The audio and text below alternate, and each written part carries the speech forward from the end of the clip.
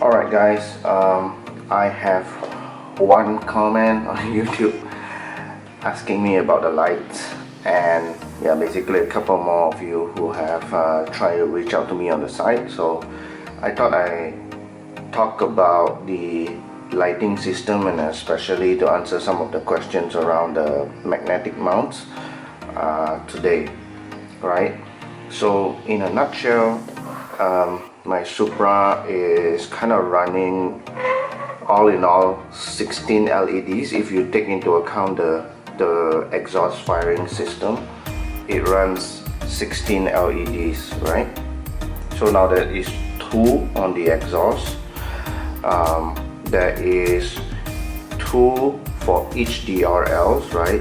So each DRLs have 2 on each side firing into each other, 4 here, and then there is 2 more for each headlamps, right? 2, 2, so another 4. There's a third brake light here that is also running fiber optics as well.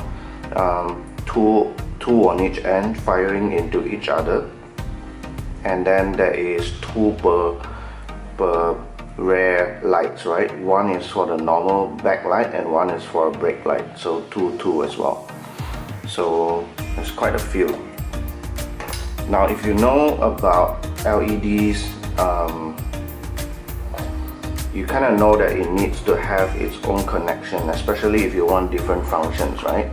Okay, so my car basically has 3 functions, right? The DRLs turns on and off separately from the night lights, right? From the headlamps and for the tail lamps. So the DRLs will have to have a separate connection. Have to have a separate connection on its own to control the on and off for the DRLs. Now secondly, I need functionality for the headlamps and for the tail lamps. So that will be connection number 2. Connection number 3 is for functional brake lights, right? So the third brake lights and the brake lights that are on the rear has to be on a third connection, which is why you see there are all in all 3 different connections on this chassis, right? So connection number 1 will be up front, which is the plus and minus. Connection number 1. Connection number 2 will be one of these. Connection number 3 will be the other, right? So there are 3 connection points you can see here, basically. Okay, so all these 3 points basically connects into the board, right, that runs the lights, and I'll talk about that a little bit later on, especially for those who are in the beginners and who want some basic solution for lighting, right? So I'll talk about that one in a little bit. Now if you look at the body shell on the bottom, it will then have to kind of correspond to the connectors that are set up as well. So what I basically do first is to set up the magnetic mounts, right? So I will have to set up the magnetic mounts and position them so that it fits as well as possible to the body, right? Now then you have to make sure that it is adjustable. Make sure that you have some play on the magnetic mounts, because when you start building these connector points, it kind of adds height to the body mounts, and that will push your body shell a little bit higher. So you want to be able to adjust the height of the body after you create the mounts, right? Now because it's magnet, it's conductive, you kind of have to put copper connectors on top of the magnets, and you don't want them to short out, right? You need a layer of insulator underneath. Okay, so the complicated ones are the ones at the back. So basically I have to create a layer of plastic before I build the connector mounts, right? So it will be a magnet, a plastic layer on top, a flat layer, right? and then 2 copper plates on top. Okay, now the copper plates, I have to solder the wires plus and minus to the copper plates. Let me go get the copper plates and show you what is it. So number one is I got a huge piece of copper plate. This is a bit thick. It's quite heavy, it's thick, and it's hard to bend. Now this is about 1 inch thick. I would recommend using about half an inch. It would be more than sufficient for you guys. This is a bit thick and it's hard to cut. Get something that's half an inch. This is also very difficult to work with because it's thick, and when you are cutting it, it kind of warps the plate, and these plates needs to be absolutely flat towards each other, right? So when you put it up together, it needs to be as flat as possible so that the contact patches are very good. The biggest challenge around this is to make sure that all of these are flat towards each other and it corresponds correctly, 100% correctly to the back. It needs to sit on top of each other. It needs to be as accurate. There isn't any room for errors, right? The slightest mistake in a slightest shift will then short out the circuits, right? You will then touch the circuits together and kind of cause electrical problems, and that is something that you don't want. So you have to be very careful. So your magnetic mounts have to be absolutely correct. There isn't any room for play, right? In order to add another layer of protection, right, you can see that there is a gap in between the two, right? What I did was I added a fin in the middle, right?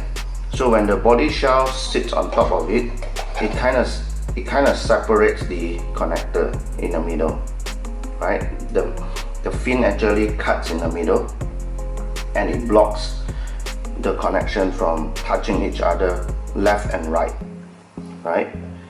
Now in terms of the connection touching in between, you want to make sure that the body doesn't shift forward or backward, because then it will short out the connectors, right? So make sure you space it enough.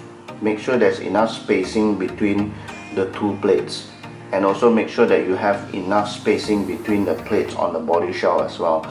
So when you place them on top of each other, it has just about enough room to move forward and backward, but it doesn't short out the plates. This is something that you must be absolutely careful about. On top of that, I also got these copper conductive stickers, right? So these are copper strips, very thin copper strips that are conductive, and it has a sticky tape on one side of it, right? So you can actually glue additional copper tapes on top of this, and I did this on the front as well. Now the front is very easy. There's a huge spacing and there's nothing to short out, so this is very easy to do. You don't really want to solder the wires onto the magnets. Now my experience would be, when you try to solder something onto the magnet actually loses the magnetic strength, right? So it loses its magnetic grip when it is heated up. So you don't really want to do that, right? If you can, try. If you're good at soldering, try and solder it fast and then get done with it. You don't want to heat up the magnet too long. The longer it is exposed to heat, the more it loses its magnetic strength. So that is something that you don't want to do.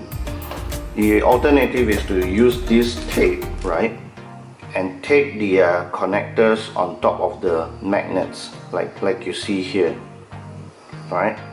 And the same to the body shell as well. The body shell you kind of have to do, because you are going to glue the magnetic post to the body shell first, and you're going to build the lights very much later in your build, right? And you don't want to be soldering on top of your body. That is going to be extremely scary. it will either destroy the magnets and also destroy your body shell due to the high soldering heat. And that is something that you don't want to do. In order to overcome that, again, use this copper strips tape to tape it on top, and you're good to go. Again, this kind of tape as well gives just enough surface contact to each of the connectors, and it works very well. So these are the high level, right? High level information or details on how this is done. I hope that answers your question.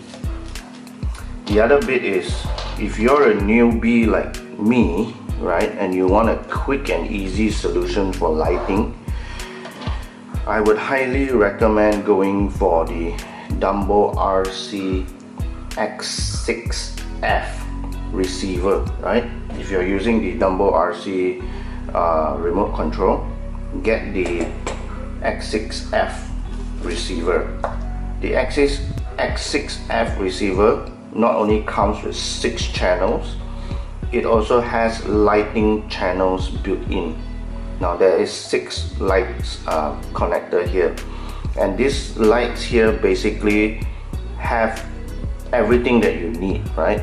It has headlamps, it has signal lamps left and right, it has hazard, it has reverse, right? And 1 or 2 that doesn't make sense. So the general ones are there, right? And it's already very good, right? Out of the box, you have reverse, you have headlights, you have hazards, and you have signal lights, and it all works with the channel 3 and channel 4, right? Turning on and off is a channel 3, channel 4, and then channel 3 would turn on the hazards on the remote, and that is absolutely awesome. My Supra again uses a combination of the Dumbo RC lights and also a combination of the sound chip lights. Now my sound chip actually runs the functionality for the third brake lights. You can play around with a combo with different systems when you get more used to all this, but the X6F Dumbo RC receiver is the way to go if you're a newbie. Don't buy the one with the gyro. You're not going to use the gyro. A lot of people ask about the gyro. Forget it. Get a proper RC gyro, but get this one with the lights. Spend the money there. It does come with a pack of LEDs, right? You can cut this up and you can change the LED, because these are using the 5mm heads. These are the big ones. You can slice it up and everything and change it up to SMDs, and that is the quickest solution to get lighting that works in your RC car, right, on a budget. These things are not expensive, these things are cheap, these things are good, and I've been running them for 2 of my cars. Okay, quick, simple, easy solution. I guess that's all. I'm not very sure what else to add. I think the positions, again, to take note, I've already mentioned that. And yeah, make sure your magnets are strong enough. You don't want to build the connector plates too thick. If it's too thick, then your magnets won't be strong enough to hold the body. But other than that, it is good enough. Okay. Alright, so I hope that answered your questions, and yeah, leave me a message, ping me, hit me up on the chat if you have further questions, and I'll be more than happy to answer. Okay.